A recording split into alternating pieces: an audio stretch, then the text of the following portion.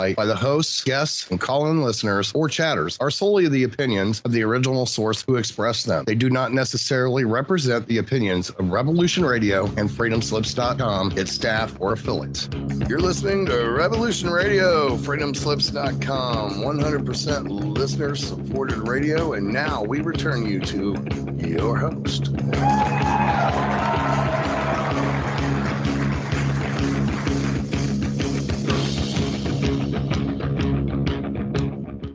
Welcome back to the show, ladies and gentlemen. Another fun-filled episode of Cosmic Catastrophe. Well, I don't know how fun it is to discuss the destruction of the Earth, but we certainly have a good time doing it, don't we? Indeed, we do. I would like to. We relish in it. Yes, I'd like you to welcome to my lovely host, Leah Shaper. Hello.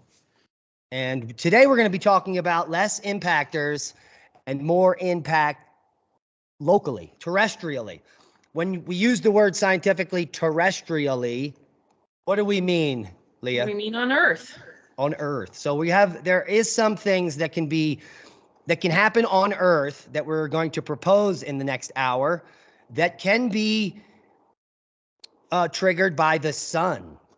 Now, the sun is part of the terrestrial system because the sun and the Earth are connected magnetically, and we have the auroral belts, and we have magnetic connections directly to the sun. And for the last several decades, there has been arguments very similar to the Younger Dryas argument, where they come out with a crazy idea, like the sun controls earthquakes and volcanoes, and everyone in the scientific community is like, that's ridiculous.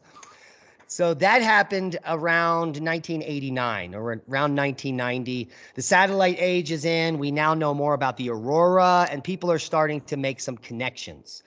So what initially came out was that people proposed perhaps the sun has some connection to earthquakes. And the easiest way to look at that back in the day was to look at sunspots. Yeah. Go ahead. I was just going to say it's kind of funny to think about how we're taught as in school that these bodies, the Earth, the sun, the moon, the rest of the planets are all these independent bodies that don't really have much of a influence on each other. But when you think about it, that seems really ridiculous when we're in a solar system, right? Of course, there's going to be some kind of interaction. I mean, sure, we recognized the tidal forces of the moon and all of that, but to discount the electromagnetic properties, when you think about it, it seems pretty ridiculous. Well, these are all baby steps. We're like stupid scientists that are moving forward epically slow. It takes decades for new breakthroughs to even come in as like accepted information. So there's like a 3-decade lag on where science could actually be. A lot of it has to do, and we've talked about it, the compartmentalization of science back in the 90s. They separated chemistry and physics and geology and put them in separate buildings. Mm-hmm. And I often wonder why that was. Maybe they don't want us to get to the bottom of it, perhaps. Perhaps. I mean, I think a lot of it too has to do with people's scientists' individual reputations and their protection of that, right? So if you spend your entire life in one particular specialization and then someone comes along and blows your specialty out of the water or your particular theory out of the water, it means that your whole career is basically down the drain. So I think some scientists will hang on to their existing theories for dear life because it's really the end all and be all of their careers. Yeah, you could just dive into the new information and start writing papers on that. I mean, what you could, but it takes a big person to be able to kind of say, okay, this thing that I've spent decades working on and have been invested in, well, I was largely wrong. That's really hard to do. Indeed, it is. But it should be done. Yeah, and so what we're going to go over in the next hour is some of the scientific evidence to suggest that the sun has a direct connection to large earthquakes on Earth, and also, and mostly the focus is, does the sun control volcanic activity on Earth? Because if it does, we're headed into the next grand solar minimum, and that could mean bad things. And there is one story in the past, in recent history, during a very cold minimum called the Dalton minimum that affected the Earth. A lot of people know about the year without the summer. And a lot of people have been calling for a year without the summer because of the Hunga-Tunga eruption that just occurred. But we're going to go over the facts with you, and a lot of them don't support it being very cold. Do you see the boom up there? Yeah. All right. Well, first, before we get into it, some interesting developments just happened 4 hours ago when I got into the studio. An X flare shot off the sun. It was Earth directed, and this is from a new series of sunspots that was extremely magnetically complex that just began to face us. I went over to check the solar wind predictions, and ISWA is showing a coronal mass ejection. This is an impulsive X flare, so it's nothing that the Earth has to worry about as far as the grid, or it could do some small things with communications if, in fact, it does affect Earth. But it is events like these, and some of the events we're going to talk about are potentially sustained X flares that may have an effect on Earth. Now, there's no correlation to when X flares come off of the sun in the solar cycle. They come off at solar max, they come off at solar minimum. There's no correlation, but there is some correlation in the science that we'll get to, that super flares, and we're talking about flares that are 1,000 times bigger than Carrington, they occur at the solar minimum. So if we were to have a quote unquote super flare solar energetic proton event, some people call it a micronova, which is just a made up word for super flare. It would occur based on the paper, either on the drop down, the very last year of the solar cycle, or the first year of the come up in the next cycle. So we have 3 or 4 years before our panties get in a bunch, potentially, if the science is correct, to worry about a super flare. Right. But we still could, in the meantime, be worried about X flares, Earth-facing X flares. I mean, this particular one is a very low-level X, and as you said, it's impulsive, so it's not a threat. Right, and in the next 2 years, we're going to be in solar max. We just reversed the southern solar polar field, just reversed. So that is the beginning of solar max. And it lasts until the northern polar field reverses, and the entire reversal happens. Once the reversal happens, the sun quiets back down into minimum. Right. So we've got about a year or more, 15 months is the average from southern and northern polar reversals. It's about a 15-year period that is the solar max. And you could see it up here in the solar cycles. If we look at solar cycle 18, do you see how it has that long flat plateau? Yeah. Yeah, and then solar 20 has a plateau. Solar cycle 21 has a peak and then a plateau. That is all between the reversal of the solar polar fields. You can see it real obvious on 23. And on cycle 24, solar max actually lasted long, much longer than usual. Yeah. Well, and then what's interesting too about being in a solar max like this, it's a relatively weak solar max, right? There's not a huge amount of sunspot activity. And so because of that lack of activity, our magnetosphere continues to be pretty weak. So any, flare activity off the sun is potentially pretty dangerous to us. Right. And this graph is one of the few that can show us why during weak cycles, the magnetosphere weakens, because there is a lower limit to these cycles.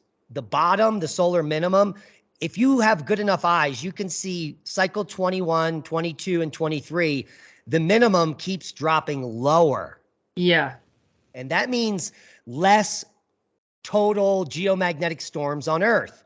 So the less geomagnetic storms on Earth, the magnetosphere continues to weaken more and more. Yeah. Because it's the smashing of Earth by solar storms that strengthens our magnetosphere. Right. It's like getting exercise in a way. And right now we're not getting a lot of exercise.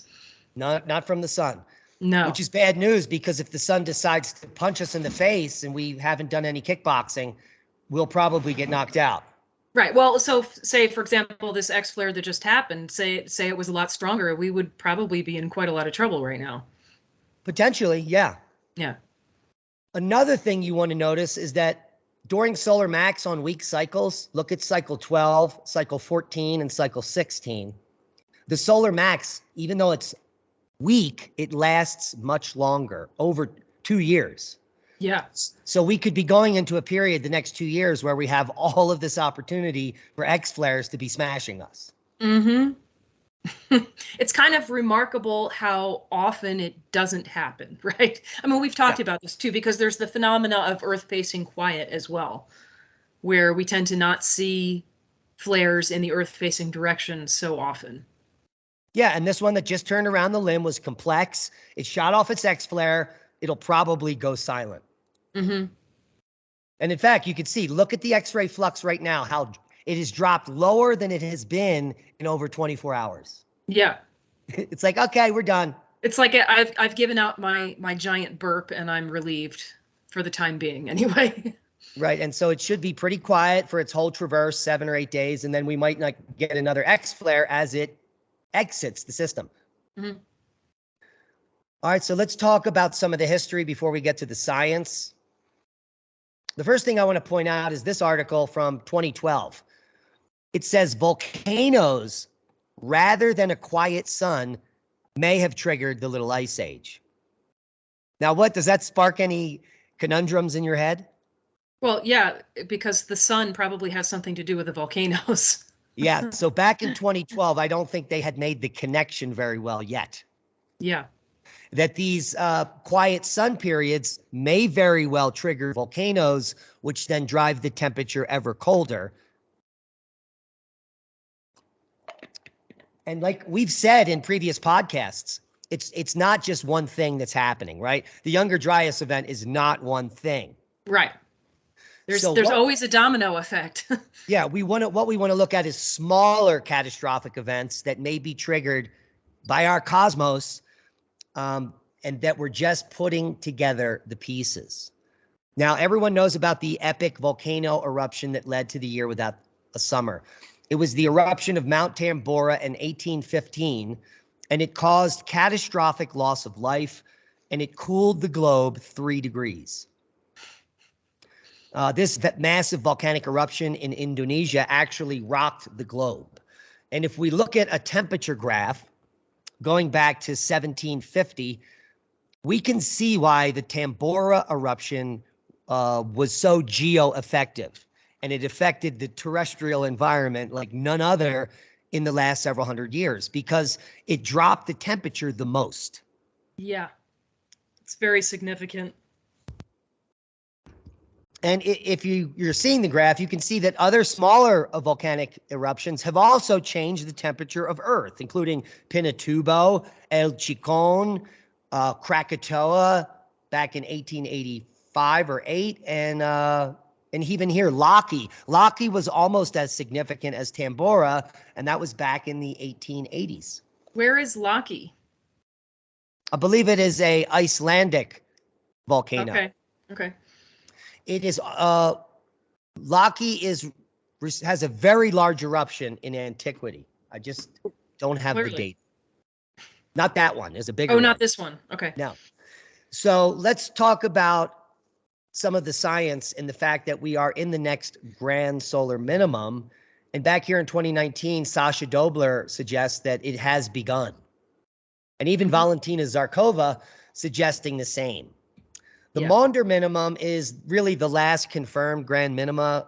If you ask most layman scientists, they're really not going to know a lot about grand solar minimum unless they're paleoclimatologists or historic scientists of some kind, or historians. Recent European historians are well aware of the famines in Europe and things like that occurred even in the Dalton minimum. So looking at this graph, you can see here around 1800, a massive drop down. 3 cycles are weak. This is referred to as the Dalton minimum. And many people would say that the Dalton minimum is a grand solar minimum. There's also a minimum at 1900. It's called the centennial minimum, but it only lasts 1 or 2 cycles. And there's higher cycles splitting it up. So this is more just an expression of the 100-year cycle. And there's a bigger 200-year cycle, which is now overlapping. So the drop down starting at 2000 here into cycle 24 and 25 would be the cycle that dropped the activity back in the Dalton. Yeah, the pattern certainly looks familiar. And then by obviously, the way, go ahead. It's just going to say that's a very funny typo on this graph. The modern maximum. It should say the modern. Yeah.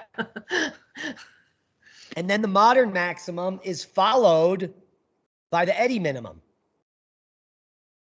which is we're in. it would be cycle 24, 25, 26, 27 potentially, and maybe 28. So this will be a very long grand minimum, 5 solar cycles perhaps. If the bottom is cycle 26, then it's definitely going to be 6 solar cycles because it was 3 to get to the bottom, and then it'll be 3 to get out. And we've already seen cycle 24 as being as low as the lowest cycle back in the Dalton. And So it for looks anyone as to if go ahead. it kind of looks as if this minimum will be somewhere in between the Dalton and the Maunder as far as severity. Agreed. And Zarkova would agree with that as well. Now, what we have is solar cycle 25 was getting off to a very early start. But the problem with predicting solar cycles is that astrophysicists and people that do these predictions typically don't include the length of the cycle as a parameter. And there is a broad range of solar cycle length. They can be as little as 10.8 years and as long as 12.5 years. And there are even more extremes. The specificity isn't that exact until now, until the last, 30 years. We're very specific in knowing the data. So shorter cycles tend to either be shorter or longer than average. Isn't that weird? Let me see if I can get that whole data set. Where was it? Yeah, so like cycle 16 was relatively a short period cycle. Cycle 22, look at how short that solar cycle is. Yeah. So solar's, and then back here, 13 is really a long cycle. Yeah, that's interesting. That's probably like 12, almost 13 years. I never really noticed that correlation between the length of the cycle and the intensity of it. It's interesting. Right. So what we could be seeing is maybe a short solar cycle. Where am I? We could be seeing a very short solar cycle, perhaps, or one that is peaking early, like 24, and is going to have a very long max and then drop off. Yeah. And what's interesting is that the peak we've seen right now is much lower than the corresponding peak at the same time in 24. When people still have their heads cut off and they're still screaming that 25 is going to be bigger than the biggest cycle ever, it is still weaker than 24 at the same time. Yeah. So there is something to be said about that. Now, there's a couple of other interesting things we want to talk about briefly here before the break, and then we're going to get into the science and the connection between volcanoes and the sun. Is that we also know that solar activity, the sun, controls the ozone now. And the science is becoming ever more clear that the more you blast the Earth and the more geomagnetic storms we have, the more the ozone is depleted. So the reason the ozone scare happened in 2 decades ago was we were at solar max. Yeah. It was the largest number of solar storms in hundreds of years. It's so funny to think about, right? Because I spent like I'm born in 77, so my childhood is basically the 80s. And I spent my whole childhood being told, oh my God, there's this hole in the ozone layer and it's going to kill us all. And, you can't buy aerosol hairspray or whatever it is. And guess what? There's no hole in the ozone layer now. Well, it's increasing because we've had some increased space weather. Right. And in decreasing magnetosphere. So the ozone is toast. In a magnetic excursion that we experience, the ozone goes away. But it's temporary is the point. Oh, yeah. What we didn't know in the 80s. Yeah, we thought it was gone forever. Right. Like it was this permanent. Take a look at this. This is pretty cool. This is another paper I found this morning. Volcanic activity also affects the Arctic oscillation. Now, this has been renamed the polar vortex for headlines. But anytime there is a large volcanic eruption, the correlation is 100%. It's ridiculous. All of these red lines are large volcanic eruptions. And directly after that, we have the strongest Arctic oscillation, they call it. The tightest polar vortex. And so when you get a tight polar vortex, you don't get cold dumping down into low latitudes, which is the meridional flow that we're seeing now. There haven't been any large volcanic eruptions in the northern hemisphere, so we're seeing a relatively tight polar vortex. Or no, we're seeing a relatively weak one, which is why in the last few years we've gotten these extreme colds all the way down to Texas. Mm-hmm, mm-hmm. So if we were to get a large eruption from, let's say, Iceland up here, we would expect it to be warm in North America for years. Mm-hmm. No more polar outbreaks, because what it does is it really tightens up the polar vortex up in the northern hemisphere. So I would imagine, based on this paper, that you could also translate that down south. I was going to ask. Yeah, but I don't know the science. Because that would then mean, right, with Hunga Tonga exploding, we might see a tightening of the Antarctic. I guess I don't know what the actual term is. The southern polar vortex. The southern polar vortex, right. Yeah, southern polar vortex, which would then probably also be called the Antarctic oscillation. Yeah. I would imagine. All right, now before we go to break here, let's pull up the first paper I could find on the possible correlation between solar and volcanic activity in a long-term scale. And this is the paper right here. It's 2003. And it's coming from the Geophysical Institute of the somewhere in the Czech Republic. Pretty interesting. Bless you. Thank you. And then a few years later, and I was all gaga about this paper when we started the channel, because this paper came out in the early days of the channel. Explosive volcanic eruptions triggered by cosmic rays. Yeah. The volcano as a bubble chamber. And this is corresponding with the work of Svensmark at the same time. Mm-hmm. So Svensmark is proving that cosmic rays can nucleate clouds and cause the Earth to cool, especially during grand minimas, when the sun goes dead and cosmic rays increase. And this paper coming out saying that explosive volcanic eruptions are triggered by the very same cosmic rays. Yes. And this paper explains the mechanism, I presume. Yeah, volcanoes, and these are only explosive volcanoes. So siliceous rich, which are volcanoes that are in island arcs where there is continental crust and a subduction zone. So the entire Cascades are these types of volcanoes. That's a good way to think about it. So volcanoes that have high silica and very viscous magma tend to produce violent eruptions like Mount St. Helens that result in disasters in local communities and that strongly affect the global environment, like Krakatoa and Pinatubo. So in the paper, they examined the timing of 11 eruptive events that produced silica-rich magma from 4 volcanoes in Japan: Mount Fuji, Mount Usu, Mijino-sho, and Satsuma Iwajima. So they looked at the eruptions over 306 years, from 1700 to about present, and they found that 9 of the 11 major events occurred during inactive phases of solar magnetic activity, solar minimum. That's pretty interesting. That is a very high correlation. Indeed. Now, guess when the other 2 took place? I'm guessing during a solar maximum. The very peak at solar max. So yeah. It's a very high control when you overlay. The correlation is epic. Yeah. In fact, here it says this strong association between eruption timing and the solar minimum is statistically significant to a confidence level of 96.7%. Yeah.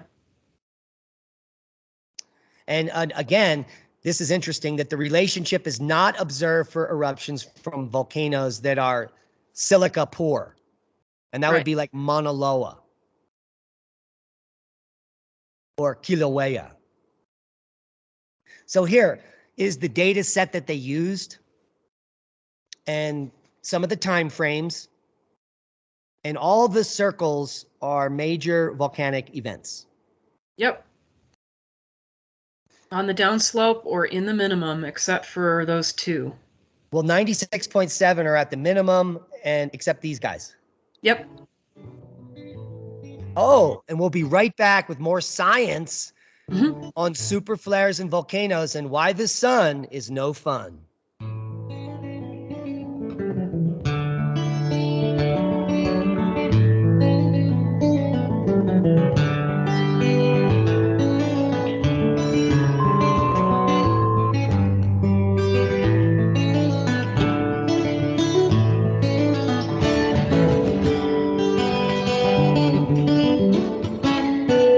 Listening to Revolution Radio at freedomslips.com. And we'll be right back after this message.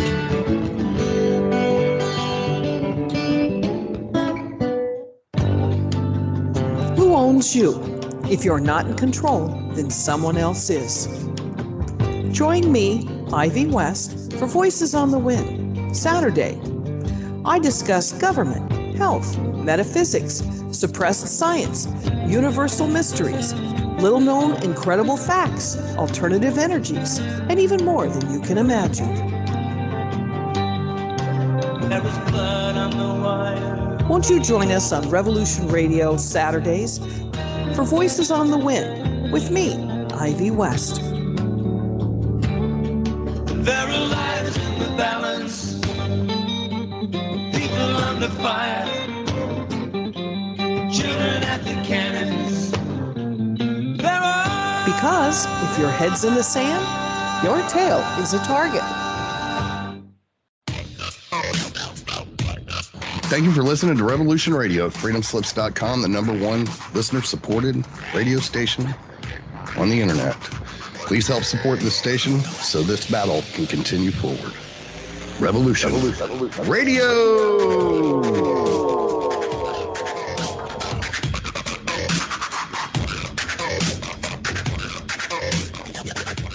There have been imaginative science fiction writers for generations. Be evasive. But that doesn't mean that they're telling the truth as opposed to fiction. I'm aware of some archaeologists that have uncovered large bones indicating giants in Virginia. Genesis chapter 6, verse 4, there were giants in the earth in those days, and also after that, when the sons of God came unto the daughters of men, indicating that there were giants before the Nephilim. And sons of God, plural. They weren't talking about Jesus coming down and No, that's right. Yeah. Uh-huh. I'm Steve Crawford. Join me every Thursday night in Studio A at 6 p.m. Eastern for Factor Theory Live. Find us on www.revolution.radio. Great guests and great stories. What do you believe?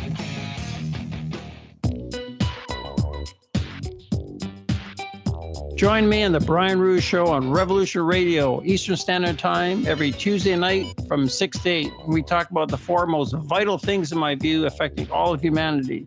Number one is UFOs and aliens and their agenda for the advancement of humanity. Number two is the Jewish establishment's control over all aspects of human civilization. Number three, the truth about Adolf Hitler, how he was the opposite of what we've been told.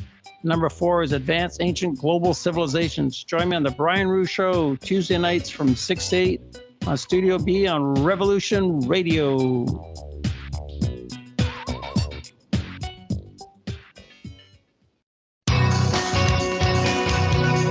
Thank you for listening to Revolution Radio at freedomslips.com. Any commercial advertising you may hear in this program is of the sole discretion and benefit of the host of whose program you are listening to. Revolution Radio does not endorse any commercial products, nor does it accept monetary compensation for on-air advertising of commercial products, nor will it ever. We are and shall remain 100% listener supported. Any product advertising on this program are considered used at higher risk, and Revolution Radio shall not be held liable for any claims or damages received from any product advertised within this program. Revolution Radio, where information never sleeps.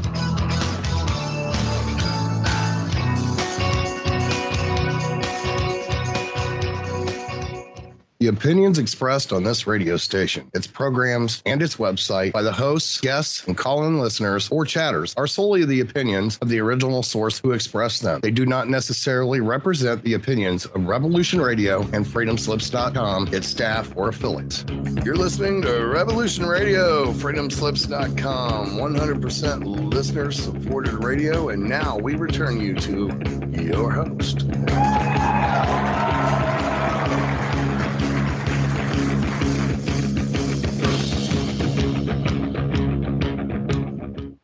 Welcome back, ladies and gentlemen, for the second half of Cosmic Catastrophe. As you heard in the bumper, use at your own risk. So before we dropped off, what were we talking about? We were talking about volcanoes and their correlation with cosmic rays. So we're going to jump into some of the papers that support that idea. And before we do that, if you guys want to hang out with Leah and I, we're going to be at the San Luis Valley Seed Exchange. That's April 1st and 2nd in Moffett, Colorado. So go check that out. And we should also mention that if you care to listen to this show again, you can join us at YouTube on Magnetic Reversal News. We will have this rebroadcasted this evening.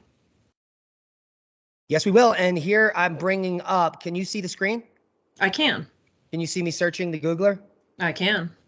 So just go to slvse.org. We'll have the link below, slvse.org. That is the San Luis Valley Seed Exchange for those of you who are just listening. Yeah. And as far as Revolution Radio, a bunch of you have lost access over the last several weeks because you're going to Freedom Slips. You don't have to go there. That domain, apparently there's some issues with it. Just go to revolution.radio. And you can find us in Studio B. Exactly. Can we talk about this graph here for a minute? Yeah. Because one of the important elements is the correlation with muon dose. Correct? Yes. Yep. So it's interesting when you look at, let's say, the first half of the 19th century, you see that we're getting a more sustained muon dose, and we're having a big grand solar minimum, and we do, in fact, have a big eruption here. Where are you talking about? The first half of the 19th century here. In the Tambora eruption in 1815? Yeah. Yeah, that's the year without a summer.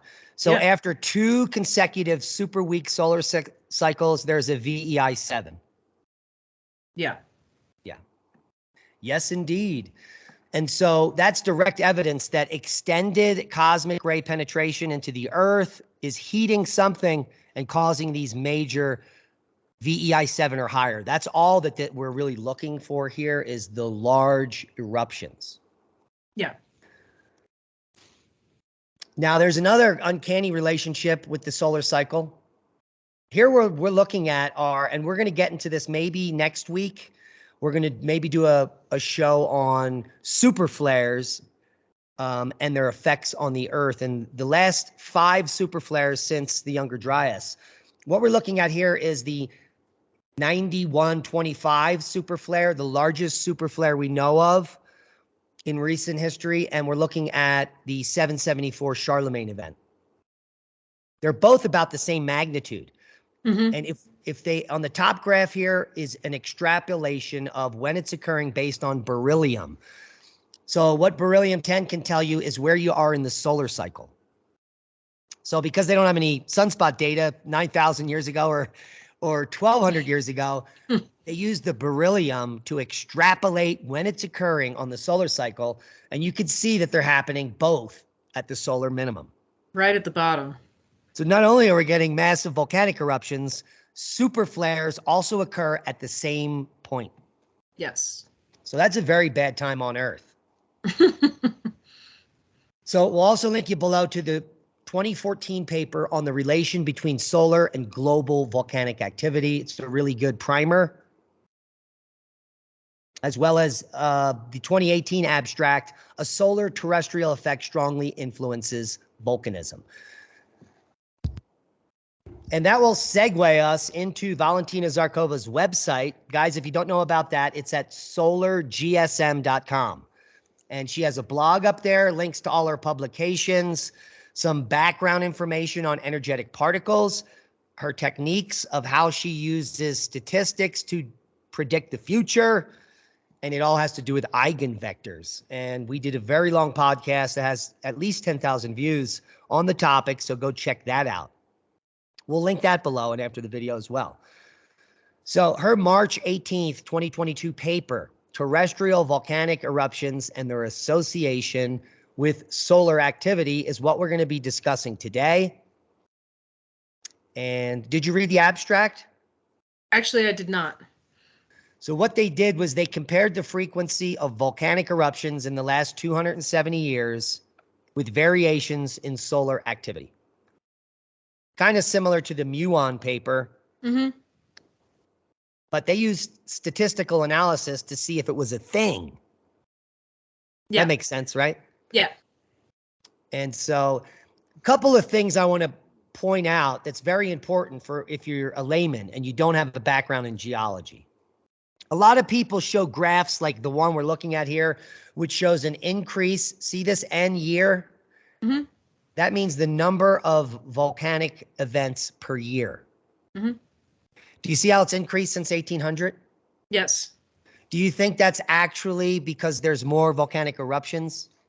I'm suspecting not. Right. So that's the problem. Yeah. So from 1800 to about 1950 was when we were getting more and better data on volcanic eruptions. Right. And yeah, by 1950, we have telephones everywhere, computers, groups studying volcanoes. But prior to that, it was like sparse. Yeah. So this is it's really just a graph of the volcanoes that we've recorded. Yeah. And unfortunately, groups like, there's a bunch of groups out that are doomsday cults. Not the one you're thinking of. But that are using this data to suggest that volcanic activity is increasing exponentially, and it's all over. Well, this is how you lie with statistics, right? You don't provide the full context of the data. Exactly. But we're not going to lie with statistics because we're going to actually use statistics. Yeah. And so that's exactly what Zarkova does. A lot of people think that she uses machine learning. That couldn't be further from the truth. What she does in her analysis is use actual data sets that exist and runs them through eigenvectors. These are probability curves that are not based on guesses. They're based on the data that you put in. Right. So it's not like she's guessing at anything. What the eigenvector guesses at is the future expression of the data that you gave me. Right. The eigenvector is essentially expressing a pattern of the data. Right. Right. And then as you get more data, you can feed that back into the eigenvector and you can continue to refine your pattern. Yeah, exactly. And so what she did was she only looked at large volcanic eruptions, VEI4 and greater. And you can see here for the layman, this is a great graphical analysis of what is going on. And so the VEI7s are here, just the one, Tambora. And then we have 1, 2, 3, 4, 5 VEI6s in the last several hundred years, and a bunch, 24 VEI5s and 100 VEI4s. Do you see any patterns here developing? Well, it does appear that we are having larger scale eruptions during minimums. Longer minimums, real long minimums. Yeah, yeah. So the only VEI7 is when you get 2 super short solar cycles, and they're the smallest on the whole data set. Yeah. That would be the most cosmic rays in the whole data set. Yeah. So that's a direct correlation. If you also look at the double bars, the bars that have VEI4 and 5 connected, they're all happening at solar minimums. Yeah. Here, here, here, here, here, here. So that suggests that you get lots of VEI4s and 5s simultaneously at solar minimums. And I would suspect that in the next few years, a volcano in the Cascades is going to erupt. That should be very interesting. Yeah, because the last time that happened, it was very interesting. Well, and maybe tell our audience why you suspect the Cascades over anywhere else. I wish I had the data up. Cascade volcanoes erupt very frequently. Mm-hmm. And how many volcanoes have been erupting in the Cascades in your lifetime? None. Yes. And the reason is, I think that at solar max, they lock up. Yeah. So there were eruptions prior to 1950 more often in the Cascades. But from 1950 to the St. Helens eruption, basically nothing. Yeah. Yeah. Which means that almost everyone alive on Earth thinks that nothing happens there except the tragedy of Mount St. Helens. Yeah. When the reality is that the tragedy will be when Long Valley, Mount Whitney, Rainier, and St. Helens are all erupting in 4 years. Right. Right. Yeah, because there are, well, let's just say a lot of people in California. Yeah. Yeah. A lot of people in Oregon. Yeah. And a lot of people in Washington State. Yeah. Okay, so this is how she looks at her data here. The time series of the annual volcanic eruptions. And this is just a three-dimensional graphical analysis, which I think is pretty spectacular.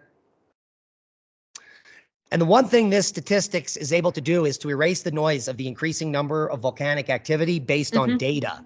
Mm-hmm. That's the beauty of science. Yeah. So the background magnetic field is red in this graph. And the blue is the volcanic eruption numbers. And I think I was talking to her about this. Now, take a look at the correlation here from 1859 forward. There's a direct correlation. Yeah. Where the volcanic activity and what was red? The background magnetic field match. Yeah. And prior to that, they're out of phase. Yeah. Yeah, that's interesting. Well, this is the amazing conclusion of the paper. What happened in 1859?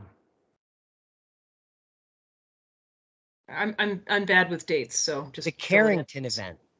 Yes, of course. Right. And the Carrington event was a major geomagnetic jerk, which changed the direction of Earth's geomagnetic pole. And it began moving directly in the opposite direction towards the rotational pole. Wow, that's so interesting. So that event caused a geomagnetic jerk to put us into a new phase with the sun and volcanoes. That's fascinating. Yeah, it's completely mind-blowing. Wow. And the reason it was out of phase before, that's a good question. Yeah.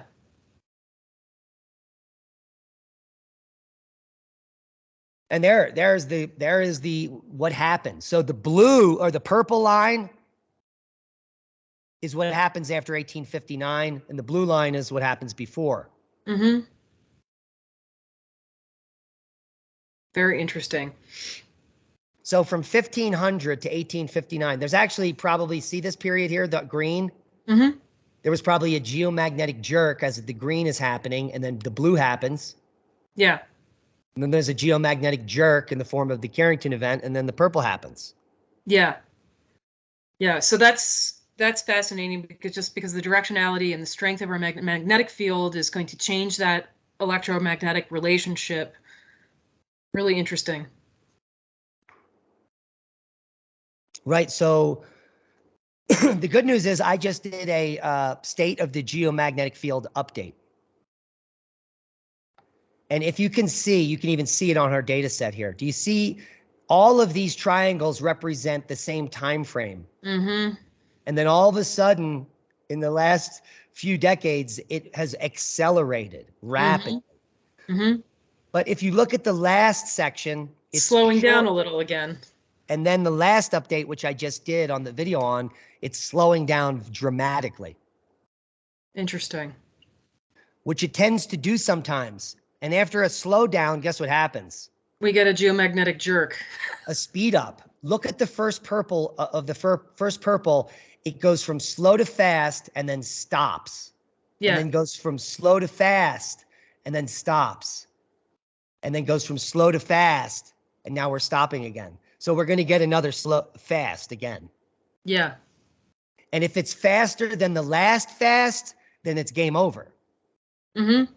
Because in a period of years, the entire magnetic field will break down. Mm-hmm. I don't have that paper up. Darn it. Darn. So in the paper that just came out, Zarkova's paper? no, this is about an analysis of a speleothem where they have high resolution magnetic data of the Earth. And during a magnetic excursion, at some point, the field strength, maybe it's the next, after this jerk, the next acceleration, that the field breaks down rapidly. And then instead of there being two poles, multiple poles show up 90 degrees from the original position. Right. And so you may have 4 poles at the equator. That would be complete devastation of commerce if we're still up and running. Not to mention a host of other problems.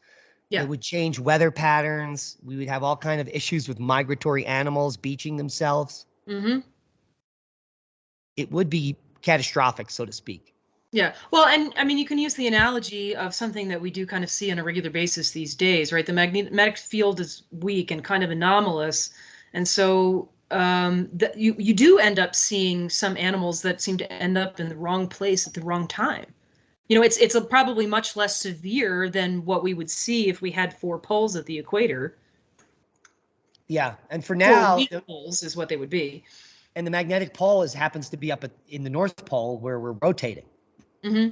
If this rapidly moved off to Siberia and was way off of the rotational pole, it would be much worse. Yeah. Yeah.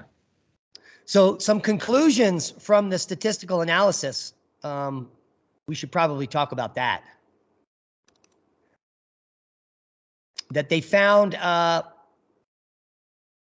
some pretty significant numbers. In the paper, they explored the frequency of volcanic eruptions in the last 2 centuries and their possible links to the variation of solar activity and the solar background magnetic field. I love Zarkova because most people just are looking at one or the other.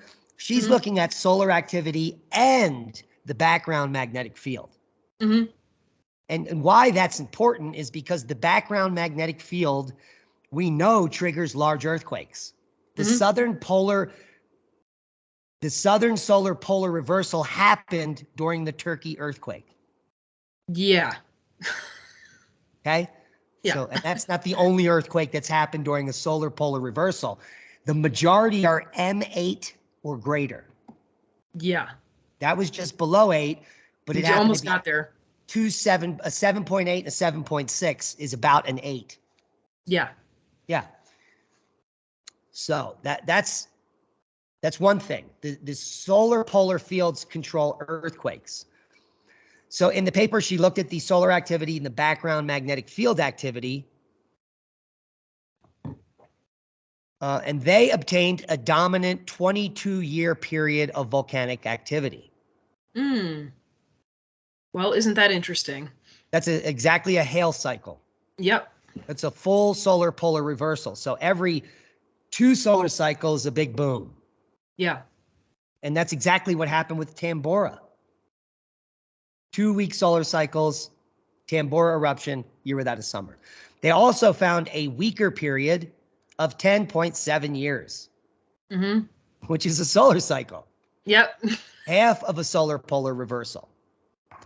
More volcanic eruptions are found to occur during maximum phases of the double 22-year when the solar background field has a southern polarity.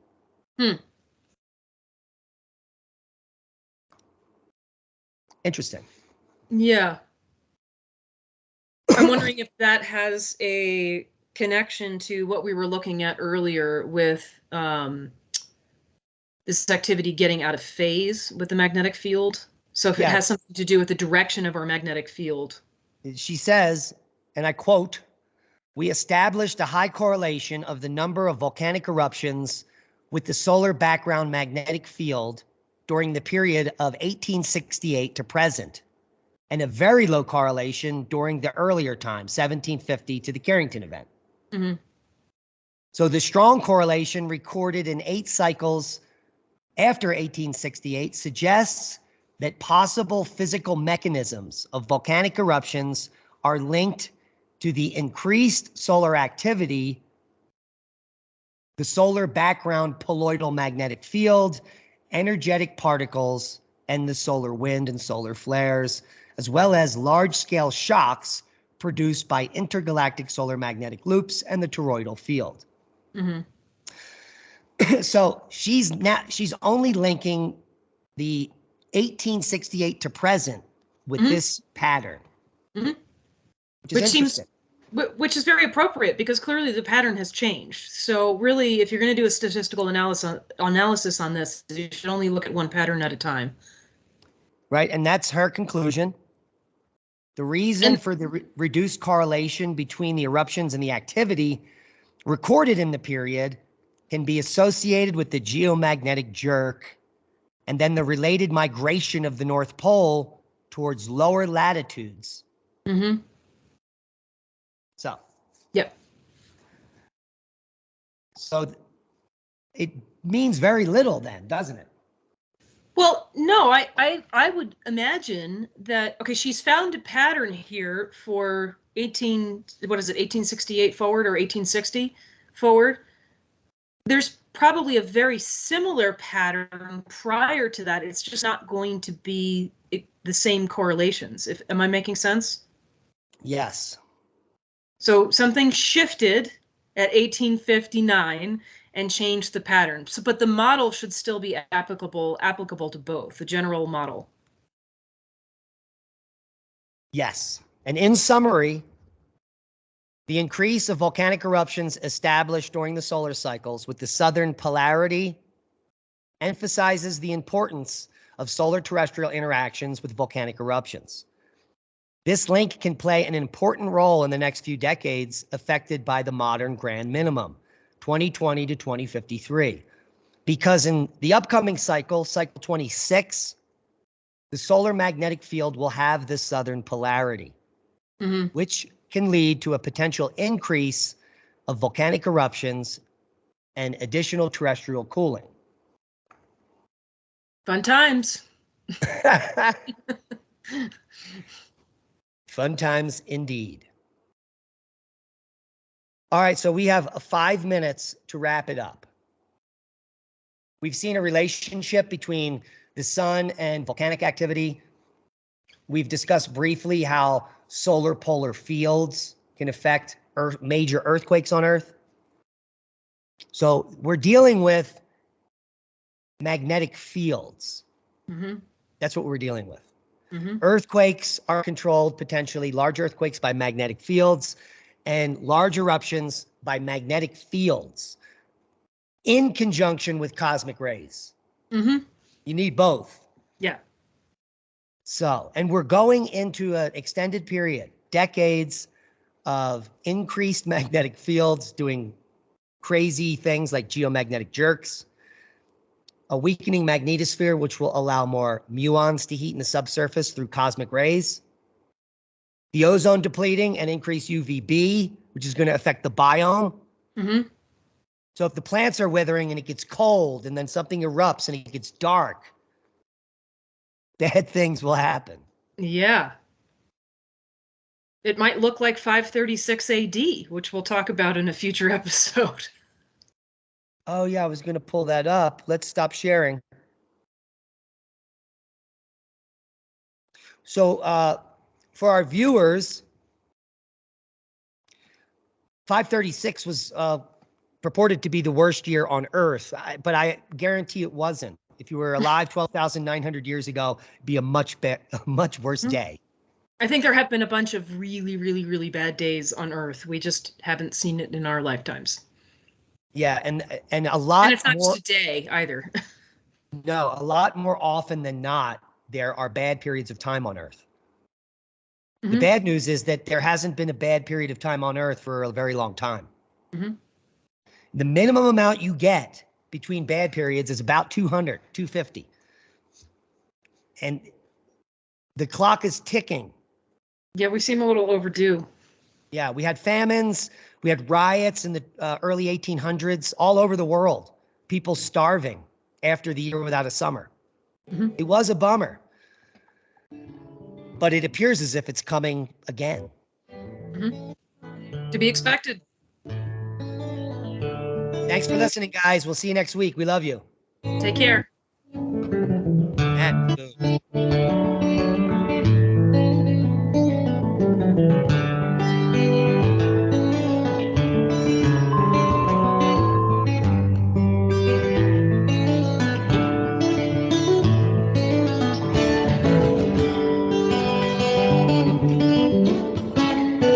Listen to Revolution Radio at freedomslips.com. We'll be right back after this message.